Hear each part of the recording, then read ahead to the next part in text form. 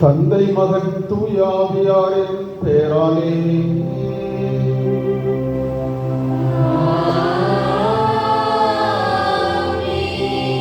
நம் ஆண்டவராகிய இயேசு கிறிஸ்துவின் அருளும் கடவுளின் அன்பும் தூய ஆவியாரின் நட்புறவும் உங்கள் அனைவரோடும் என்றும் இருப்பதாக.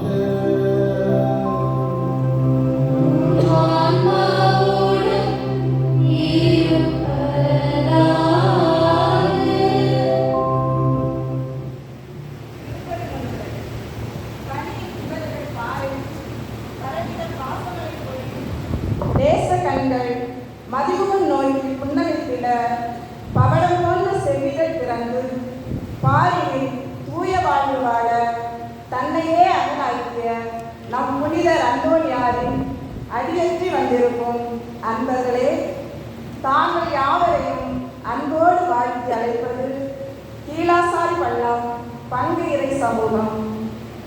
இன்றைய மைய சிந்தனையானது லூக்கா நற்செய்தி வாயிலாக நாம் தியானிப்பது. இயேசுவின் காலத்திலே வாழ்ந்த மக்களில் பலர் ஏழைகளாய் இருந்தனர். மேலும் பாலஸ்தீனத்தில் விளைச்சல் நிலங்கள் விளைச்சல் குறைவு.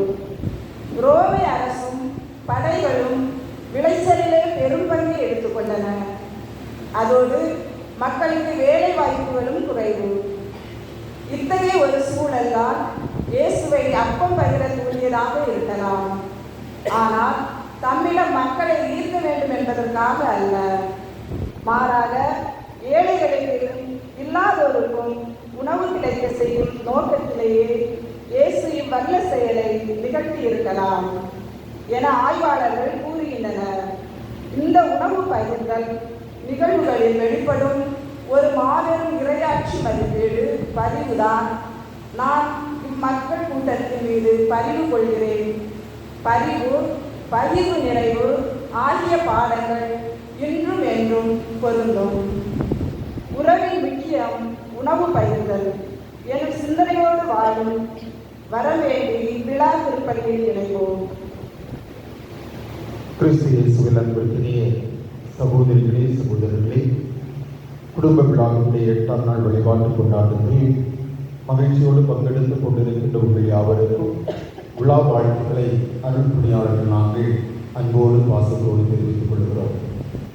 பிறகு அந்தோனியாரின் பாதுகாவலில் வளர்ந்து வாழ்ந்து வருகின்ற நீங்கள் ஆண்டவர் தருகின்ற அனைத்து வளங்களையும் பெறுபவர்களாக தொடர்ந்து மகிழ்வோடு நலத்தோடு வாழ வேண்டும் என்று வாழ்த்துகின்றோம். உங்களுக்காக இறைவேண்டல் செய்கின்றோம். நற்கருணை உறவின் விருந்து என்பது இந்த வழிபாட்டினுடைய மையப் பொருளாக இருக்கிறது. உறவை கொண்டாடுவதற்கு, உறவை வளர்ப்பதற்கு, உறவை வலுப்படுத்துவதற்கு நற்கருணை விருந்து நமக்கு பயனுள்ள அர்த்தமுள்ள ஒன்றாக இருக்க வேண்டும் என்ற உணர்வோடு இன்றைய திருப்பலியை நாம் பங்கெடுப்போம். இந்த வகையில் ஆண்டவருக்கு ஏற்ற வகையாக ஒப்புக் கொடுப்பதற்காக நமது குற்றங்களை, நமது வரவேற்களை ஏற்றுக்கொள்வோம், மனவருத்துவோம், ஆண்டவருடைய நன்மையை பெற்றுவோம்.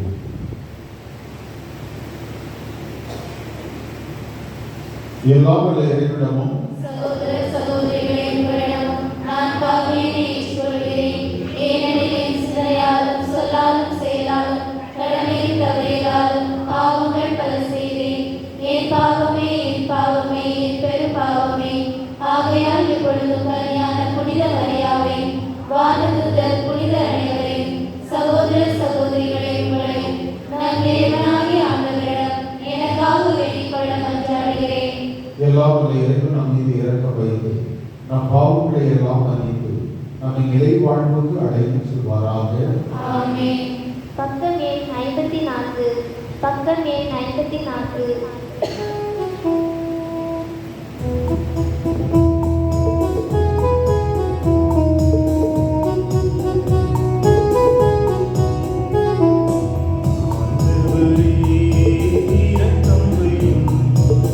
ஆண்டவரே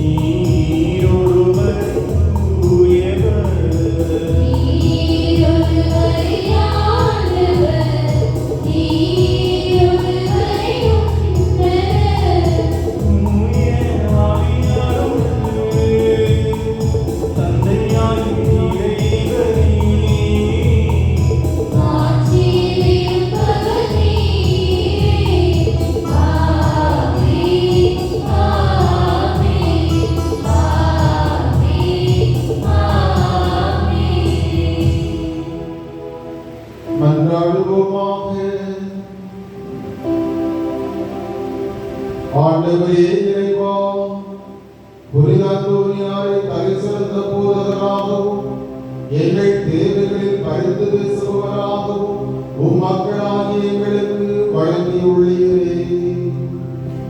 அதனால் அவரது உதவியால் நாங்கள் கிறிஸ்தவ வாழ்வின் நெறிகளை கடைபிடிக்கவும் எங்களுக்கு நேரிடும் இன்னல்களில் எல்லாம் உமது உதவியை கண்டுணரவும் செய்வீராக.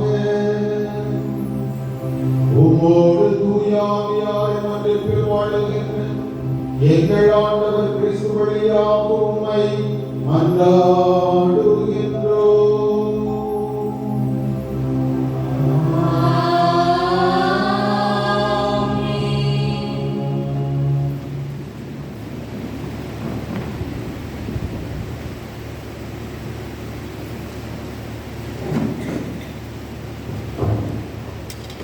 முதல் வாசகம் ஒன்று.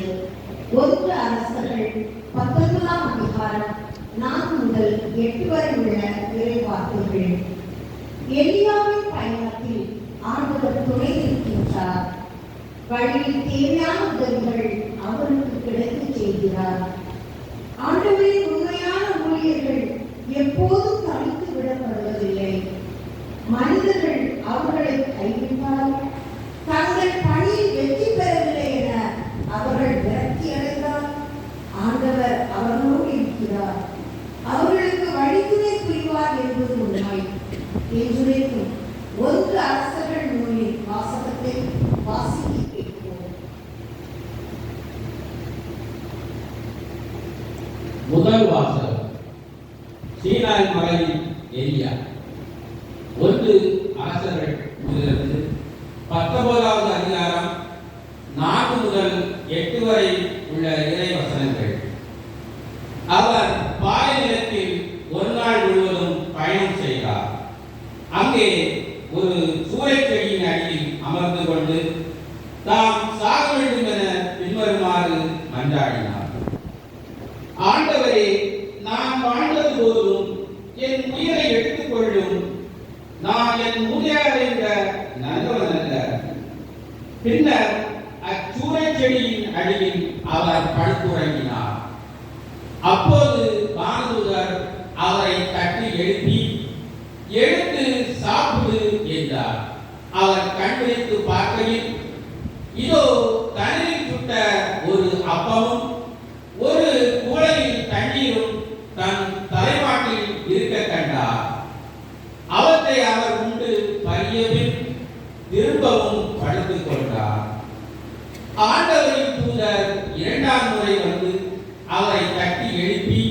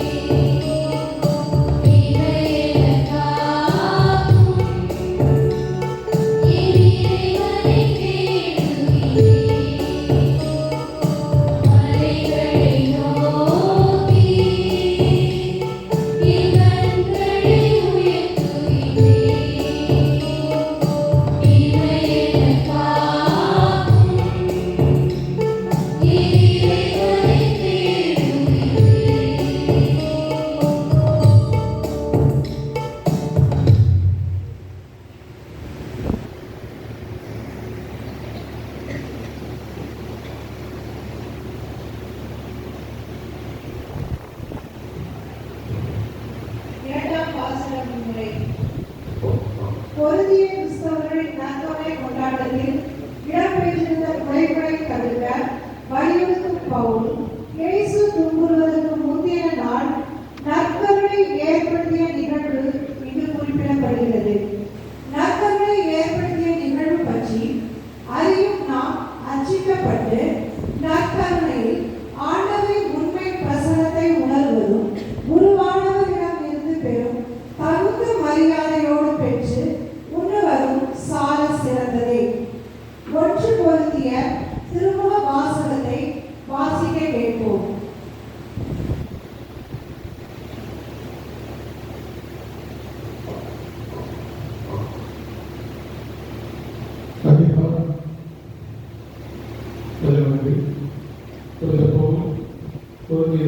முதல் திருமுகம் அதிகாரம் 11 நிறைவேற்று 23 முதல் 26 வரை. ஆண்டவரிடமிருந்து நான் பெற்றுக்கொண்ட ஆண்டவரிடமிருந்து நான் எதை பெற்றுக்கொண்டேனோ அதையே உங்களிடம் ஒப்படைக்கிறேன். அதாவது ஆண்டவராய் இயேசு காட்டிக் கொடுக்கப்பட்ட அந்த இரவில் அப்பத்தை எடுத்து கடவுளுக்கு நன்றி செலுத்தி அதை விட்டு, இது உங்களுக்காக என் உடல், என் நினைவாக இவ்வாறு செய்யுங்கள் என்றார். அப்படியே உணவு அருந்திய கிண்ணத்தை எடுத்து, இந்த கிண்ணம் என் ரத்தத்தால் நிலைப்படுத்தப்படும் புதிய உடன்படிக்கை, நீங்கள் இதற்கு பருகும் போதெல்லாம் என் நினைவாக இவ்வாறு செய்யுங்கள் என்றார். ஆதலால் நீங்கள் இந்த அப்பத்தை உண்டு கிண்ணத்தில் பருகும் போதெல்லாம் ஆண்டவருடைய சாவை அவர் வரும் வரை அறிவிக்கிறீர்கள். ஆண்டவருடன் வருவாக்கு.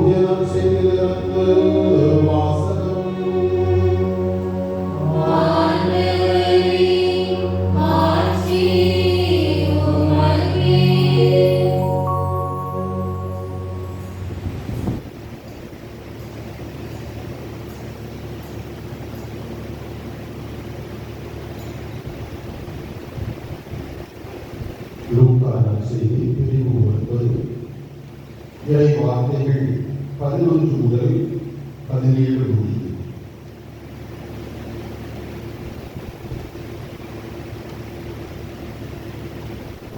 திரளான மக்கள் இயேசுவை பின்தொடர்ந்தனர். அவர்களை அவர் வரவேற்று இறையாட்சியை பற்றி அவர்களோடு பேசி குணமாக வேண்டியவர்களை குணப்படுத்தினார். பொழுது சாய தொடங்கவே 12 அவரிடம் வந்து, இவ்விடம் பாறை நிலமாயிற்று, சுற்றிலும் உள்ள ஊர்களுக்கும் பட்டிகளுக்கும் சென்று தங்கவும் உணவு வாங்கிக் கொள்ளவும் மக்கள் கூட்டத்தை அனுப்பிவிடும் என்றனர். இயேசு அவர்களிடம், நீங்களே அவர்களுக்கு உணவு கொடுங்கள் என்றார். அவர்கள், எங்களிடம் 5 அப்பங்களும் 2 மீன்களுமே உள்ளன. நாங்கள் போய் இத்தனை பேருக்கும் உணவை வாங்கி வந்தால் தான் முடியும் என்றார்கள். ஏனெனில் ஏறக்குறைய 5000 ஆண்கள் அங்கு இருந்தனர்.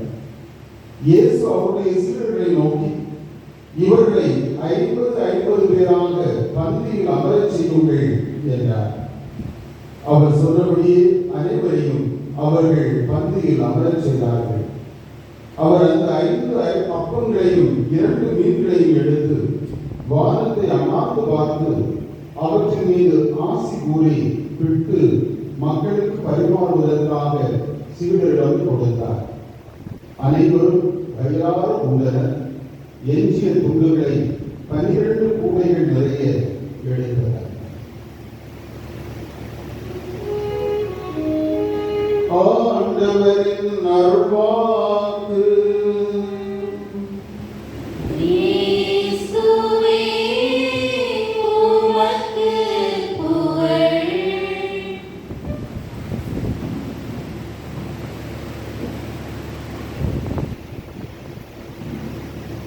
கிறிஸ்து இயேசுவில் அன்பிற்குரிய சகோதரிகளே, சகோதரர்களே, மீண்டும் ஒரு முறை உங்கள் யாவருக்கும் விழா வாழ்த்துக்களை அன்போடு தெரிவித்துக் கொள்கின்றேன்.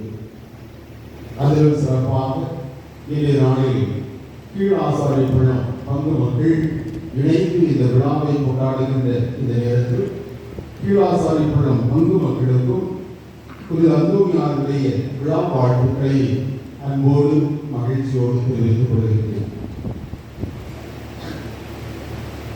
கிறிஸ்தவ வாழ்வினுடைய ஊற்றும் உற்சவமாக இருப்பது நற்கருணை. இந்த நற்கருணை நமது வாழ்வுக்கான ஆற்றல். இந்த நற்கருணை ஆண்டவர் நமக்குள் இருந்து நம்மை உருமாற்றிக் கொண்டிருக்கிறார், நம்மை புதுப்பித்துக் கொண்டிருக்கிறார். இந்த நற்கருணை ஆண்டவர் நம்மை செதுக்கி நம்மை அழகுபடுத்துகிறார், நம்மை கழுவி தூய்மைப்படுத்துகிறார். நற்குணங்களில் நாம் வளர்ச்சி அடைவதற்கு உதவி செய்கிறார். தீய பழக்க வழக்கங்கள் பாவங்களுக்கு எதிராக போராடுவதற்கான சக்தியை நமக்கு தருகிறார். சொல்லப்போனால் நமக்குள் இருந்து நாம் அவராக மாறுவதற்கு நம்மை பக்குவப்படுத்திக் கொண்டிருக்கிறார். இதுதான் நமது ஆழமான நம்பிக்கை. இந்த நம்பிக்கையில் தான் நாம் வளர்ச்சி அடைந்து கொண்டிருக்கிறோம், வாழ்ந்து கொண்டிருக்கிறோம். நற்கருணை நமது வாழ்வினுடைய ஊற்றும் உற்சவம் என்பது இதைத்தான் நமக்கு சுட்டி காட்டுகிறது. எனவேதான் இன்றைய நாளில் நமது குடும்ப விழாவினுடைய இந்த வழிபாட்டு கொண்டாட்டத்தில் இந்த நற்கருணையை பற்றி, அதிலும் சிறப்பாக இந்த நற்கருணைய ஒரு பரிமாணமான உறவை பற்றி, உறவின் விருந்து என்பதை பற்றி சிந்திப்பதற்காக, தியானிப்பதற்காக நாம் அழைக்கப்பட்டிருக்கிறோம். நற்செய்தியிலே ஒரு நிகழ்வு உண்டு. மார்க் நற்செய்தியுடைய பிரிவு 3:31 முதல் 35 வரை நான் குறிப்பிடுகின்ற அந்த நிகழ்வு. இதை லூக்கா நற்செய்தியாளரும் மத்தேயு நற்செய்தியாளரும் குறிப்பிடுகிறார்கள். ஒரு சில வார்த்தைகளை மட்டும் அவர்கள் மாற்றி சொல்லுவார்கள். ஒவ்வொருவரும் அவரவருக்கே உரிய பாணியில் குறிப்பிடுகிறார்கள். நான் இன்றைய சிந்தனைக்காக மார்க் நற்செய்தியுடைய 3வது பிரிவு 31 முதல் 35 வரை உள்ள பகுதியை முதலில் எடுத்திருக்கிறேன். இயேசுவை பார்ப்பதற்காக அவருடைய தாயும் சகோதரர்களும் வருகிறார்கள். ஆனால் அவர்களால் இயேசுடைய பக்கத்தில் போக முடியவில்லை. இயேசுவை சுற்றி மக்கள் கூட்டம் அங்கே கூட்டமாக இருக்கிறது. எனவே இந்த இயேசுடைய தாயும் சகோதரர்களும் ஆள் சொல்லி அனுப்புகிறார்கள். உன்னை பார்ப்பதற்காக நாங்கள் வந்திருக்கிறோம், நீ வா என்கின்ற பாணியிலே ஆள் சொல்லி அனுப்புகிறார்கள். செய்தி இயேசுவிடத்திலே பரிமாறப்படுகிறது, இயேசுவிடத்திலே சொல்லப்படுகிறது.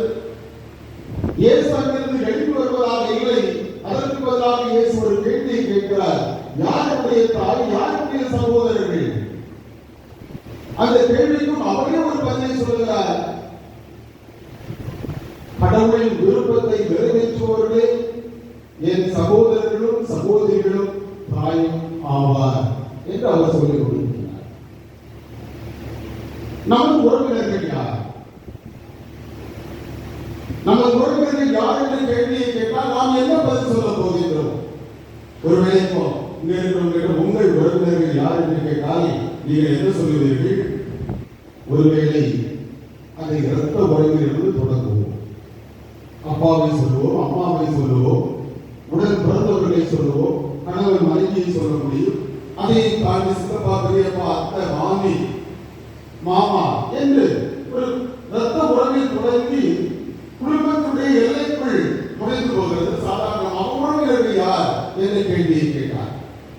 ஒருவரை இன்னும் ஒருவரை சற்று பரந்து சொல்லுவோம். என்னுடைய ஜாதிக்காரர்களை என்னுடைய உறவினர்கள் என்று சொல்லுவோம், அல்லது என்னுடைய ஊர்காரர்களை என்னுடைய உறவினர்கள் என்று சொல்லுவோம். இப்படி ஒரு எல்லைக்குள் நாம் கொண்டு வந்து விடுகின்றோம். இந்த உறவை நாம் சொல்லுகின்ற இந்த உறவை, நமது உறவை கொண்டாடுவதற்கு எத்தனை விழாக்கள், எத்தனை விருந்துகள் அதற்கு நாம் பட்டியல் போட முடியும். பிறந்த நாள் விருந்தாக இருக்கலாம், திருமுழுக்கு நாளிலே செய்யப்படுகின்ற விருந்துகளாக இருக்கலாம், அல்லது முதல் திருவிருந்து விருந்தாக இருக்கலாம், அல்லது திருமண விருந்தாக இருக்கலாம், அல்லது பெண்களுக்கு அல்லது சிறுமிகளுக்கு உரிய விருந்துகளாக இருக்கலாம். இப்படி பல விருந்துகள், நிச்சயமாக விருந்துகள் தேவை.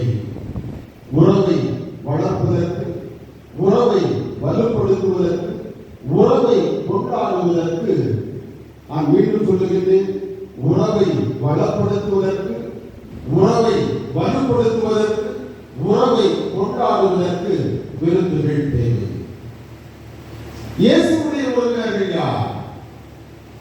இந்த கேள்வியை இயேசுவிடத்தை கேட்கிற பொழுது இயேசு தன்னுடைய அந்த உறவினர்கள் யார் என்பதற்கு அவர் இரத்த உறவிலிருந்து தொடங்கியதாக தெரியவில்லை. நிச்சயமாக இரத்த உறவு உண்டாகுண்டு. ஆனால் அவர் தொடங்குவது அதற்குள் தொடங்கிய குடும்பத்திற்குள் அவர் முடித்து விடுவதாக இல்லை. அவருடைய கண்ணோட்டம், அவருடைய பார்வை சற்று விசாலமாகிறது, பறந்து விரிகிறது.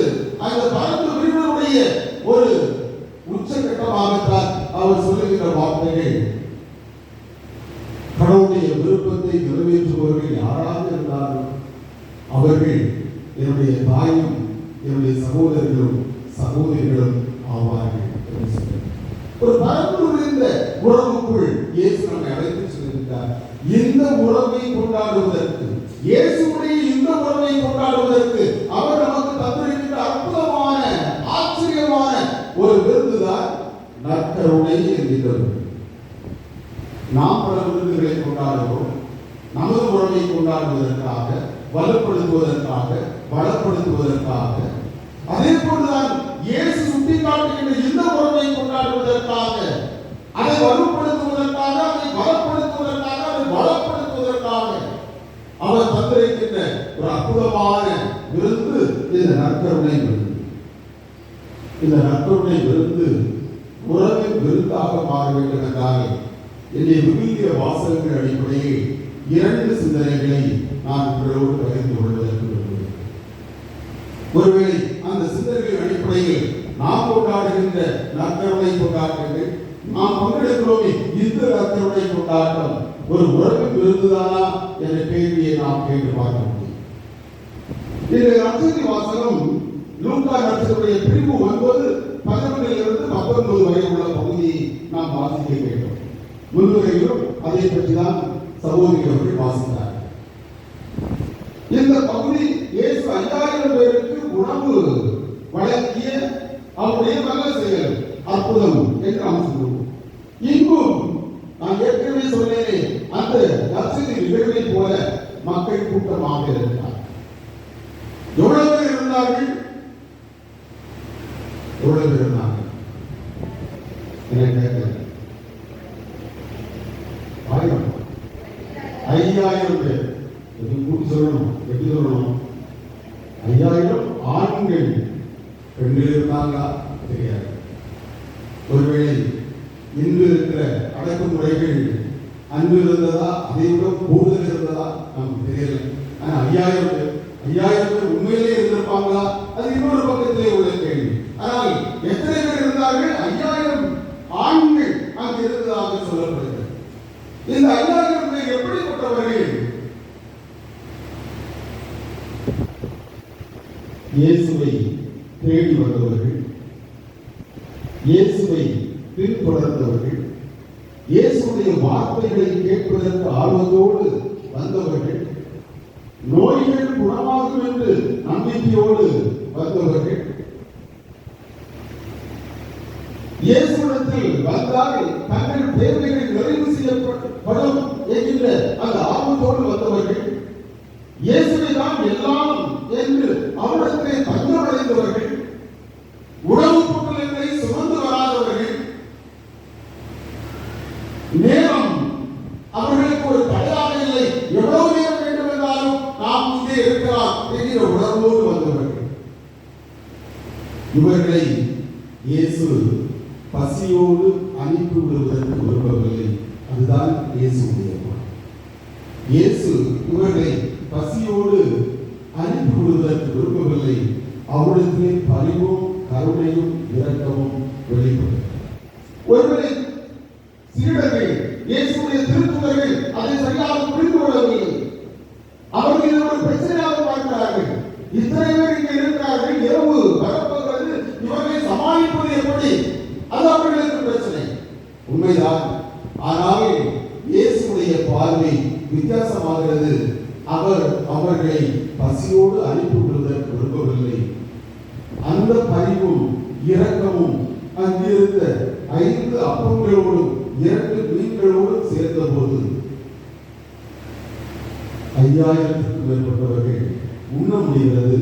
அந்த இரவு நேரத்து விருந்து உறவின் விருந்தாக மாறுகிறது. எல்லோரும் வயதார உண்ணுகிறார்கள். அங்கே மீதமும் வருகிறது.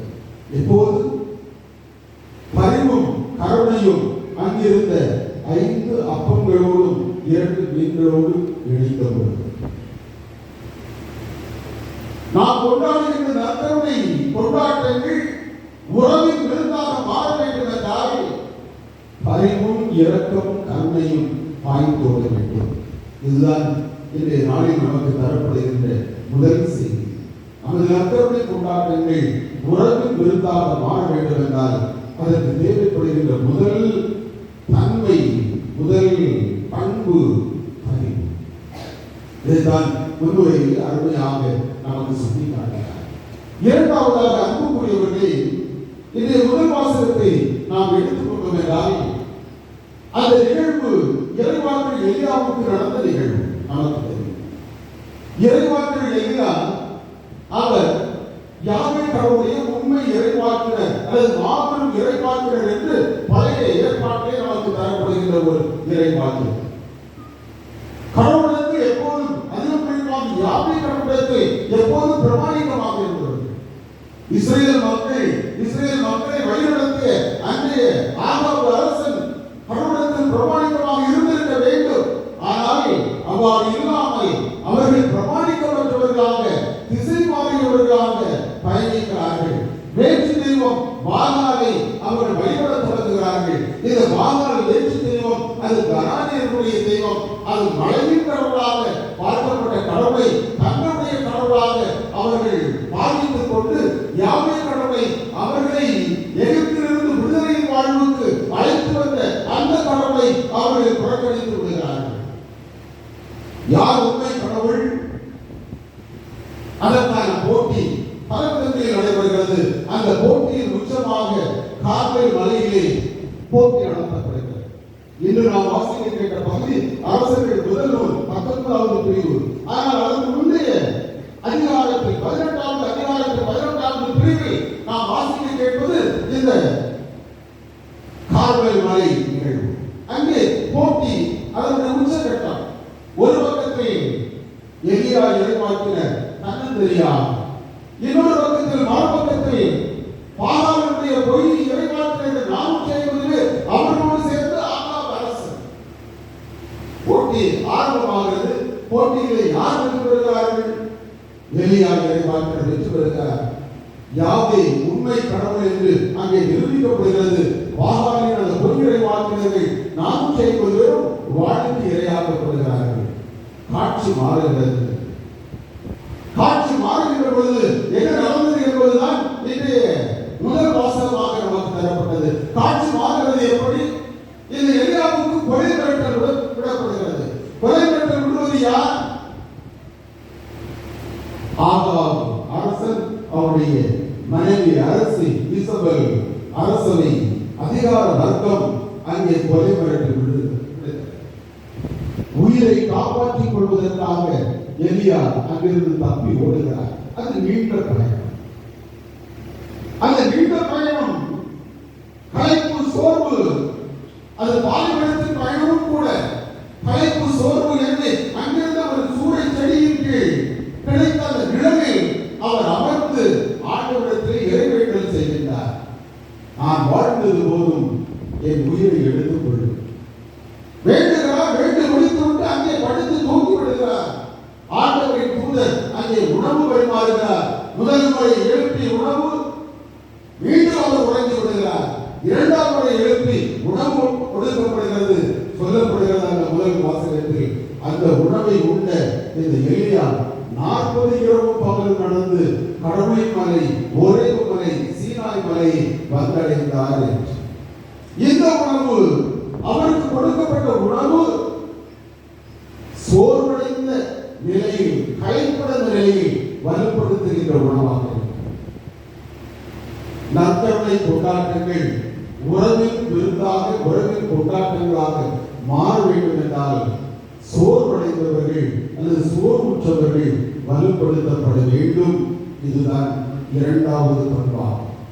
நற்கருணை என்கிற விருந்து அது உறவின் விருந்தாக மாற வேண்டும் என்றால் முதலில் பரிவும் இரக்கம் ஊற்றெடுக்க வேண்டும். இரண்டாவது சோர்வுற்றவர்கள், வலுவிழந்தவர்கள் வலுப்படுத்தப்பட வேண்டும். இப்போது நம்மை நாம் கேட்டு பார்ப்போம். நாம் கொண்டாடுகின்ற இந்த நற்கருணை கொண்டாட்டங்கள் உறவின் விருந்துதானா? நாம் ஆலயத்தில் இருக்கிறோமே, நற்கருணையை கொண்டாட போகிறோமே, இந்த கொண்டாட்டம் உறவின் விருந்துதானா? நம்மை நாம் கேட்டு பார்ப்போம். பொங்கல் விழா சூழலிலே நாம் இருந்து கொண்டிருக்கிறோம். இன்னைக்கு என்ன பொங்கல்? மாட்டு பொங்கல். மாட்டு பொங்கல் வாழ்த்து உங்களுக்கு சொல்லலாமா? நம்மளோட நாடு நினைச்சுதான் உங்களுக்கு சொல்லுவாங்க. சரியா? மாட்டு பொங்கல், பொங்கல் விழா வாழ்த்துக்கள் வழங்கப்பட்டு இந்த பொங்கல் என்று சொல்லுகின்ற பொழுது பல இடங்களில் அந்தோனியார் பொங்கல் என்ற ஒன்றும் சொல்லப்படுவது உண்டு. கேள்விப்பட்டிருக்கீங்களா? அந்தோனியார் பொங்கல் சொல்லுவாங்க. அதுவும் வடக்கு தமிழகத்தில் போகும்போது அந்தோனியார் பொங்கல், பொங்கல் தான், அதற்கு அந்தோனியார் பொங்கல் என்று பெயர் வைத்திருக்கிறார்கள். அந்தோனியார் அப்பம் என்று சொல்கிறார்கள். நினைக்கிறேன் அந்தோனியார் அப்பம் என்றெல்லாம் சொல்கிறார்கள். நான் இதை எதற்காக குறிப்பிடுகிறேன் என்றால், நமது பாதுகாப்பு அந்தோனியார் இருக்கிறாரே, ஏழைகளிடத்தில், பசித்தவர்களிடத்தில், கடன்பட்டவர்களிடத்தில், சிறையில் இருந்தவர்களிடத்தில் மிகவும் பரிவு காட்டினார். அவர் வழியாக நடந்தேறிய அத்தனை வல்ல செயல்களும் வலுவிழந்தவர்களை, சோர்வுற்றவர்களை வலுப்படுத்துகின்ற, அவர்களை ஆற்றல்படுத்துகின்ற, அதற்காக கடவுளுடைய கொடையாக கிடைக்கப்பெற்றவர்கள்தான் அத்தனை வல்ல செயல்களும், அத்தனை அற்புதங்களும். சுமை சுமந்து சோர்ந்திருப்பவர்களே, எல்லோருவிட வாழ்வில் உங்களுக்கு நான் இளைப்பாறுதல் தருவேன் என்ற ஆண்டவரின் வார்த்தைகளுக்கு ஏற்ற சுமைகளால் சோர்ந்திருக்கின்ற மக்கள், அது நீங்களாக இருந்தாலும் சரி, நானாக இருந்தாலும் சரி, யாராக இருந்தாலும் அவர்களை தாங்கி, அவர்களை வலுப்படுத்தி, அவர்களை வாழ வைப்பதற்காக நாம் செயல்கள், அந்த செயல்களில் நம்மை இறக்குகின்ற பொழுதுதான் நாம் கொண்டாடுகின்ற நற்கருணை அது உறவின் விருந்தாக இருக்கிறது. திபெத் நாட்டினுடைய ஞானி ஒருவரை பற்றி ஒரு சிறிய கதை ஒன்று சொல்லுவார். அந்த திபெத் நாட்டினுடைய ஞானி எப்போதும் அழுது கொண்டே இருப்பார். எப்போதும் அழுது கொண்டே இருக்கிற சூழல் கண்ணீர் அவருடைய கண்களில் இருந்து பாய்ந்து பாய்ந்து அவருடைய கண்கள் பழிந்துவிட தொடங்கிவிட்டன. ஏன் அவரை மருத்துவமனைக்கு அழைத்து செல்கிறார். மருத்துவமனையில் அவரை பரிசோதித்த மருத்துவர், கண் மருத்துவர் அவரை பார்த்து சொல்லுவார், உங்களுடைய கண் பழுது நீக்கப்பட வேண்டும் என்றால் ஒரே ஒரு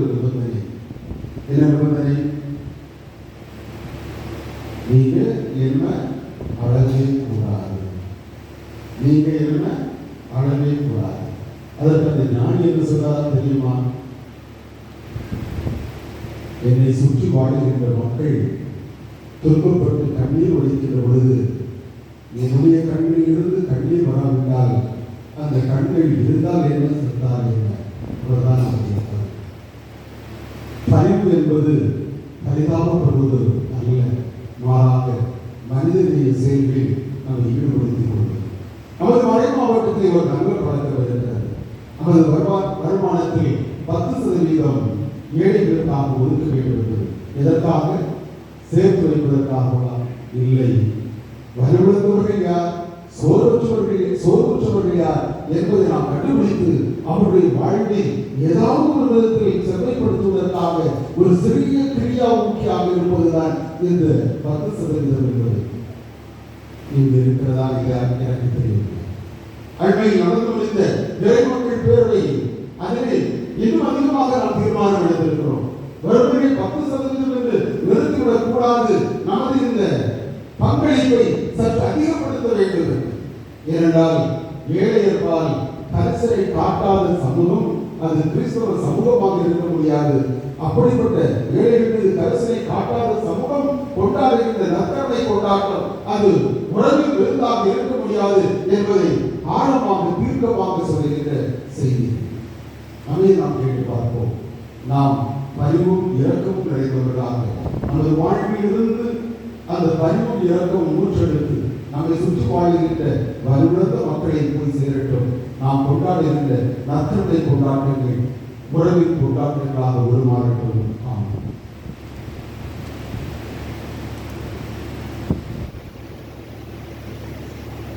எல்லோரும் எழுந்திருப்போம்.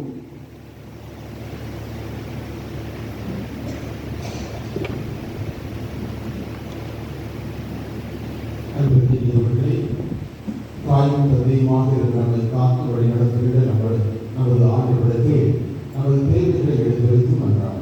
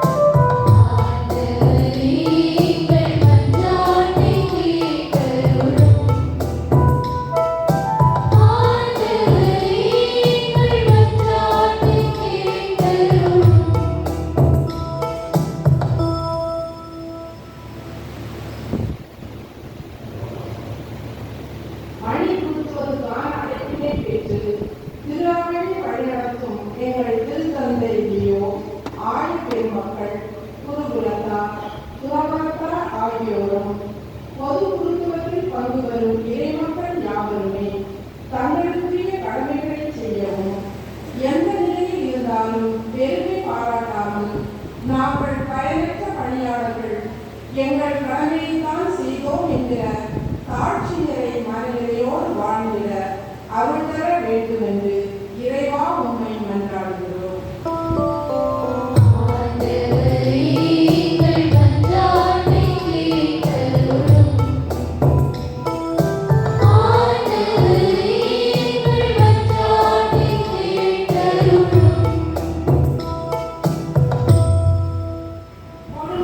ஏன் பார்க்க செய்யுங்கள், கேட்டினை ஏன் காண செய்யுங்கள்.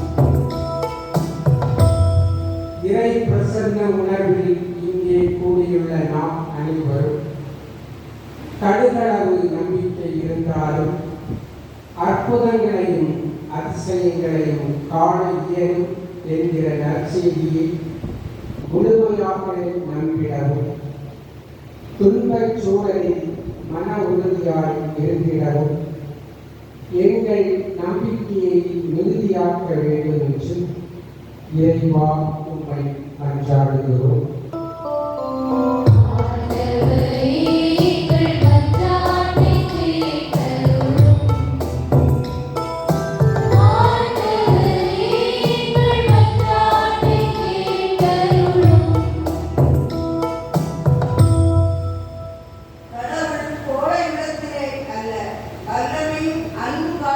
கட்டுப்பாடு கொண்ட உள்ளத்தையே வழங்கியுள்ளார் என்பதை உணர்ந்தவர்களாக ஆண்டவருக்கு சான்று பகிர்வதிலும் நற்செய்தியின் பொருட்டு துன்புதலில் திடமாக இருந்து மறைப்பணியாற்றும் அனைவரையும், குறிப்பாக வேத போதக நாடுகளிலும் வேத கலாமணிகளின் குறைந்த பகுதியிலும் நற்செய்தி பணியாற்றுவோரையும் நீதானே ஒரு உறுதி தரும் காவியால் நிரப்ப வேண்டும் என்று இறைவா உண்மை மன்றாடுகிறோம்.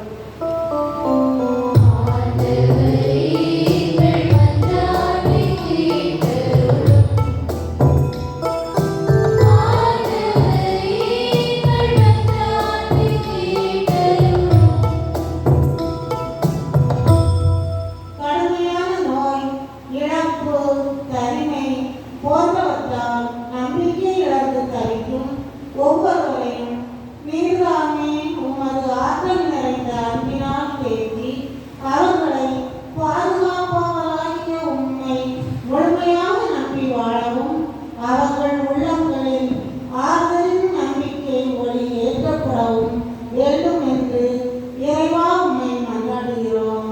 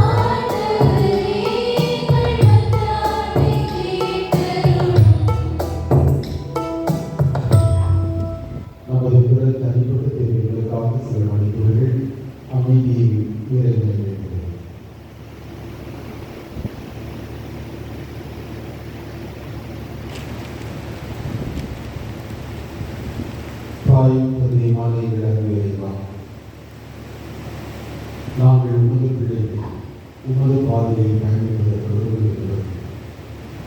வாழ்வின் வளர்ச்சிக்கும் வளமையும் தேவையான சில வேண்டுதல்களை உங்களுடைய வாழ்க்கையை கொண்டிருக்கிறோம். எங்கள் குடும்பங்களில் ஆசிரியரையும் எங்கள் குடும்பங்களில் நாங்கள் விரும்பி வருகிற மகிழ்ச்சியும் அமைதியும் தாராளமாக இருப்பதாக நாங்கள் செய்கின்ற முயற்சிகள் அத்தனையும் உமது விருப்பத்திற்கு ஏற்றுவதாக நாங்கள் ஒருவரோடு உறவு நெருக்கத்தில் வாழ்பவர்களால் குறிப்பாக பரிவும் இறக்கம் காட்டி மனிதனை செய்வார்கள் எங்களை உட்படுத்திக் கொள்வதற்காக நாம் எப்போதும் வளர்ச்சியடைவது அருள்தார்கள்.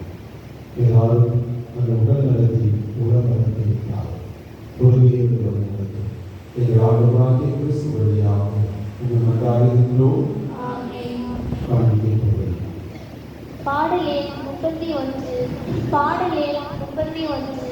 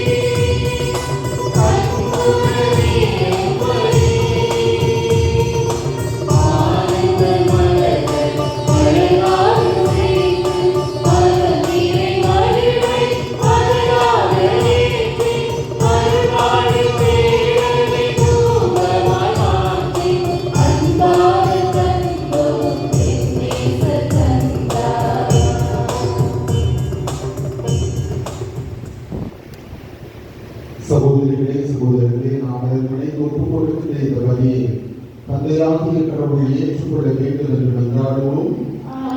தமது பெயரின் புகழ்ச்சிக்காகவும் மாட்சிக்காகவும் நமது நன்மைக்காகவும் புனித திரு அவை அனைத்தின் நலனுக்காகவும் உமது கையிலிருந்து இவ்வழியை ஏற்றுக்கொள்வாராக. ஆண்டவரே இறைவா, புனித அந்தோனியாரின் விழாவில் நாங்கள் உலகணிந்து செலுத்தும் பலி உமக்கு உகந்ததாய் இருப்பதாக. அவரது அறிவுரையினுடைய எங்களையே முழுமையாக உமக்கு தந்து உம்மை புகழ்ந்தேற்ற செய்வீராக. எங்கள் ஆண்டவராகிய கிறிஸ்து வழியாக உம்மை மன்றாடுகின்றோம்.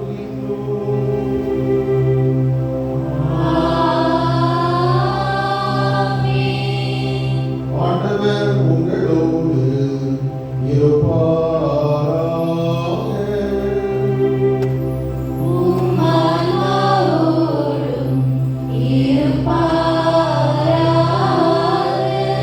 எங்களை மேலே எழுப்புங்கள்.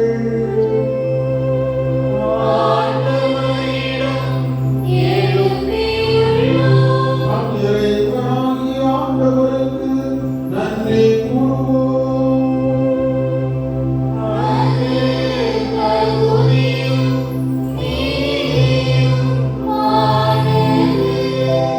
ஆண்டவரே, தூயவரான தந்தையே, எல்லாம் வல்ல இறைவா, எங்கள் ஆண்டவராகிய கிறிஸ்து வழியாக எந்நாளும் எவ்விடத்திலும் நாங்கள் உமக்கு நன்றி செலுத்துவது மெய்யாகவே தகுதியும் நீதியும் ஆகும். எங்கள் கடமையும் மீட்புக்கு உரிய சேருமாம். ஏனெனில் புனித அந்தோனியாருடைய விழாவில் உமது திருவை மகிழ்ந்திருக்க செய்கின்றேன். அவருடைய இவரை பற்றி மிக்க வாழ்க்கைகளின் எடுத்துக்காட்டாளருக்கு வலுவூட்டுகின்றேன். அவருடைய படிப்பினையால் பயிற்றுவிக்கின்றேன். அவருடைய மன்றாட்டால் பாதுகாத்து வருகின்றேன். ஆகவே வானதரணிகளோடு பெருந்தரோடு நாங்கள் சேர்ந்து உமக்கு புகழ்ச்சி பண்ணி செய்து முடிகின்றேன். பாடுவதாவது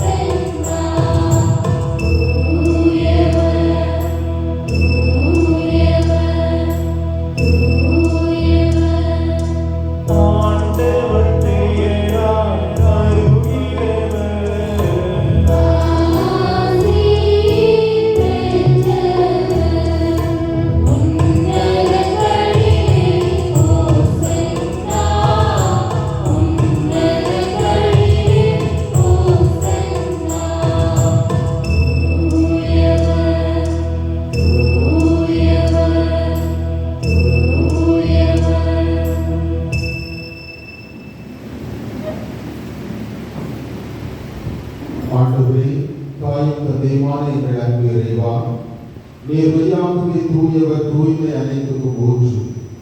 ஆகவே உம்முடைய ஆவியை பொழிந்து நீர் காணிக்கைகளை தூய்மைப்படுத்த உம்மை வேண்டுகின்றோம். இவ்வாறு எங்கள் ஆண்டவர் இயேசு கிறிஸ்துவின் உடலும் இரத்தமுமாக எங்களுக்கு இவை மாறுதலாகும். அவர் பாடுபட உடற்கணிந்து தம்மை கையளித்த போது அப்பத்தை எடுத்து நன்றி செலுத்தி அதை விட்டு தம் சீடர்களுக்கு கொடுத்து அவர் கூறியதாவது: அனைவரும் இதிலிருந்து பெற்று உண்ணுங்கள், ஏனெனில் இது உங்களுக்காக கையளிக்கப்படும் என் உடல்.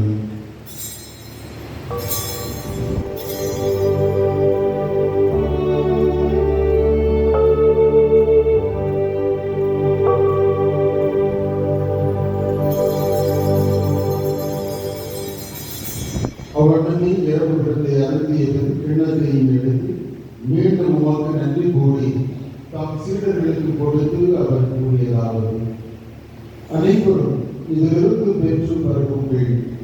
ஏனெனில் இது புதிய நிலையான உடன்படிக்கைக்குரிய என் இரத்தத்தின் கிண்ணம்.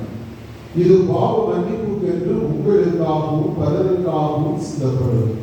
இதை என் நினைவாக செய்யுங்கள்.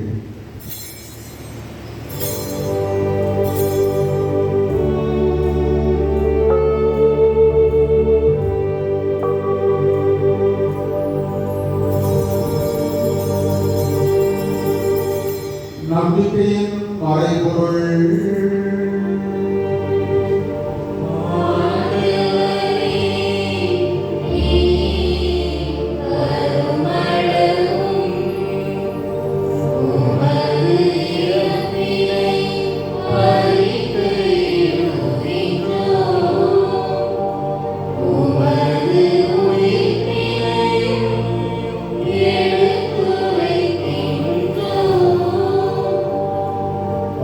ஆண்டவரே, நாங்கள் கிறிஸ்து இறப்பினையும் உயிர்ப்பினையும் நினைவு கூர்ந்து வாழ்வுதரும் அப்பத்தையும் மீட்பு அளிக்கும் கிண்ணத்தையும் உமக்கு கொடுக்கின்றோம்.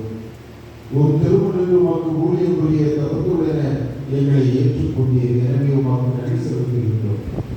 மேலும் கிறிஸ்துவின் உலகிலும் இரத்தத்திலும் பங்கு கொள்ளும் எங்களுக்கு தூய ஆவியார் ஒன்று சேர்க்க வேண்டும் என உம்மை தாழ்மையுடன் மன்றாடுகின்றோம்.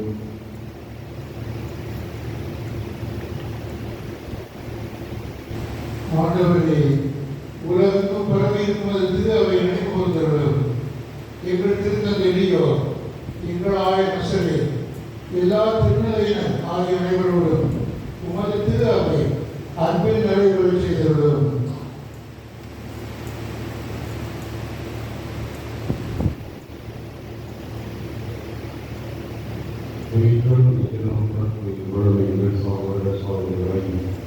இறந்தோர் அனைவரையும் இரக்கத்துடன் நினைப்போது உமது திருமண வழிமுறையை தரும் எங்கள் அனைவர் மீதும் இரக்கமாக இறைவனின் கல்வி தாயான மாற்றி பெறுங்கள். அவருடைய கணவர்களுக்கு சூசியர்கள் புனித அப்போஸ்தலர்கள் தேவ சாட்சிகள் தேவ சகாயங்களே உங்கள் பாதுகாவலர்கள் அந்தோனியார் இவ்வுலகில் உமக்கு ஒன்றவராக இருந்தவரை புனித அனைவரிடமும் நாங்கள் நித்திய வாழ்வில் பங்கு கொள்ள தகுதி பெற்று உன் திருமகன் இயேசு கிறிஸ்துவழியாக உம்மை புகழ்ந்தேற்று மரம் அடைய உண்மை நம்பினார்கள்.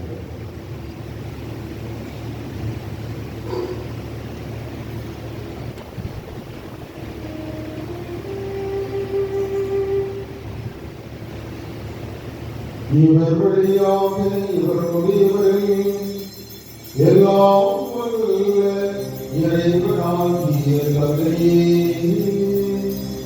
தூய ஆவியாரின் ஒன்றுக்கு எல்லா புகழும் மாட்சியும் என்றென்றும் உமக்கு உரியதே.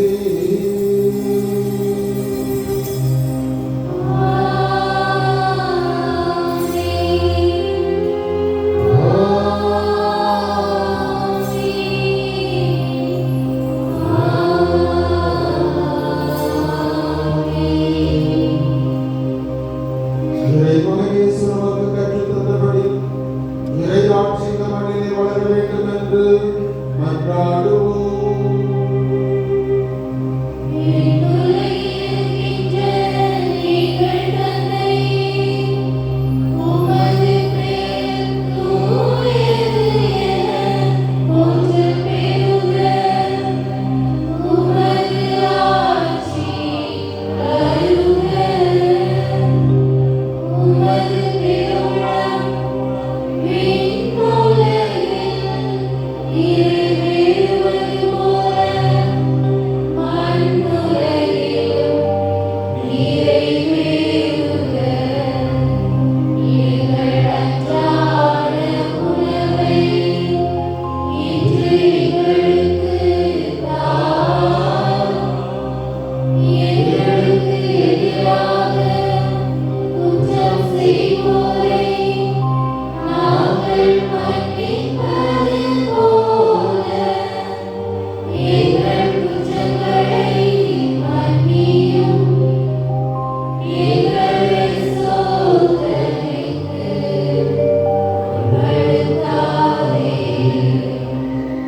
தீமையிலிருந்து எங்களை விடுவித்தருளும். ஆண்டவரே, தீமை அனைத்திலிருந்தும் எங்களை விடுவித்து எங்கள் வாழ்நாளில் அமைதியை கைவிடன் அருள உம்மை மன்றாடுகின்றோம். உமது இரக்கத்தின் உதவியால் நாங்கள் பாவத்தில் இருந்து எப்போது விடுதலை பெற்று யாதொரு கலக்கமுமின்றி நலமாயிருப்போமாக. நாங்கள் எதிர்நோக்கி இருக்கும் பேருக்கத்துக்காகவும் எம் மீட்பராகிய இயேசு கிறிஸ்துவின் நிறை வருகைக்காகவும் காத்திருக்கின்றோம்.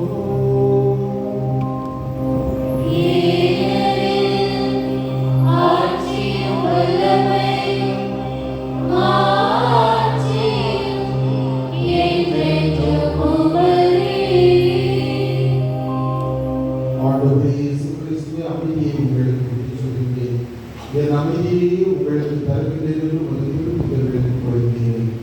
எங்கள் பாவங்களை மாறாமல் உமது திருவையின் நம்பிக்கையை கண்டோம். உமது திருவுளத்துக்கு ஏற்பதற்கு அமைதியையும் ஒற்றுமையையும் தந்தருள்வீராக. என்றும் வாழ்ந்து ஆட்சி செய்தவர் நீரே. ஆண்டவருடைய அமைதி உங்களோடு என்றும் இருப்பதாக. உம்மான்மாவோடும் இருப்பதாக. ஒருவருக்கொருவர் உறவின் வாழ்த்துக்களை அறிவித்துக் கொள்வோம்.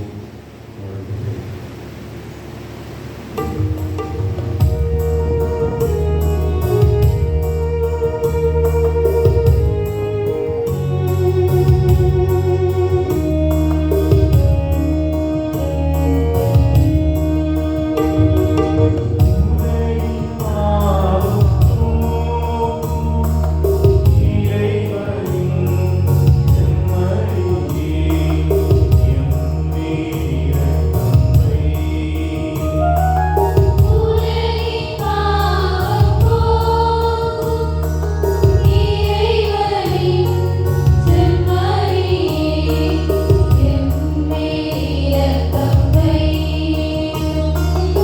உலகின் பாவம் போக்கும் இறைவனின் செம்மறியே, எமக்கு அமைதி அருளும்.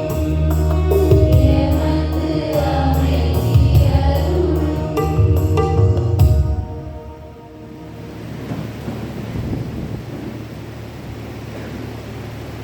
இதோ இறைவனின் சம்மதி.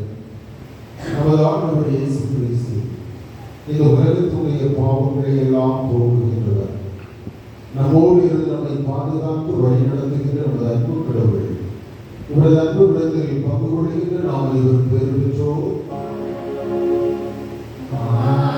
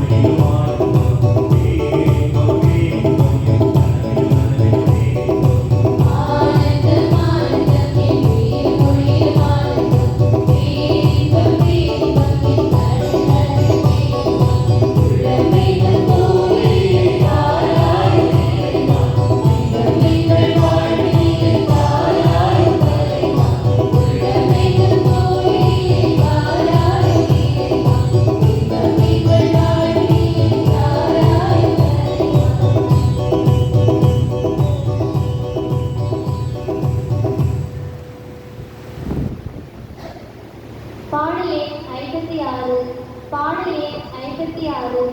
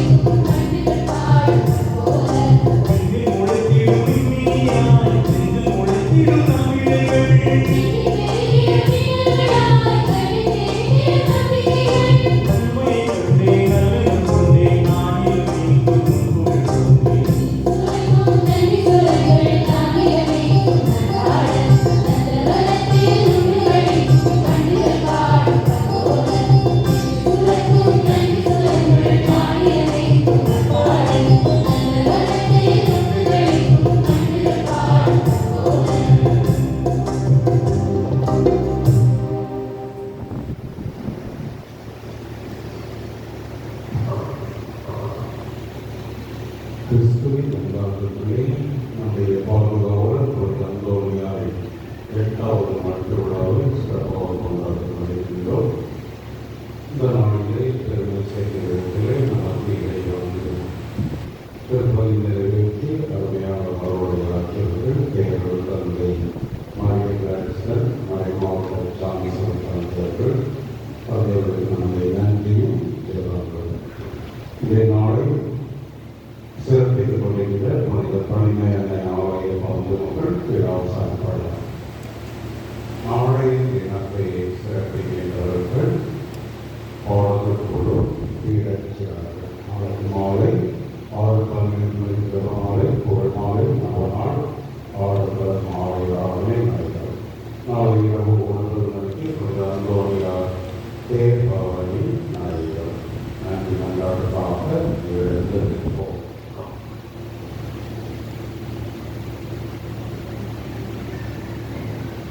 மன்றாடுவோமாக.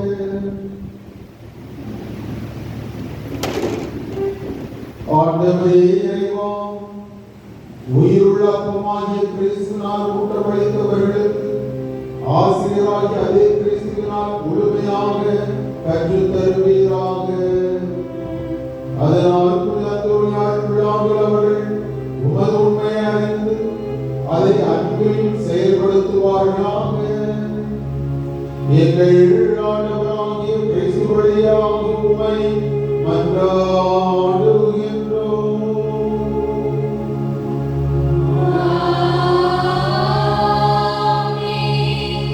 ஆண்டவர் உங்களோடு இருப்பாராக.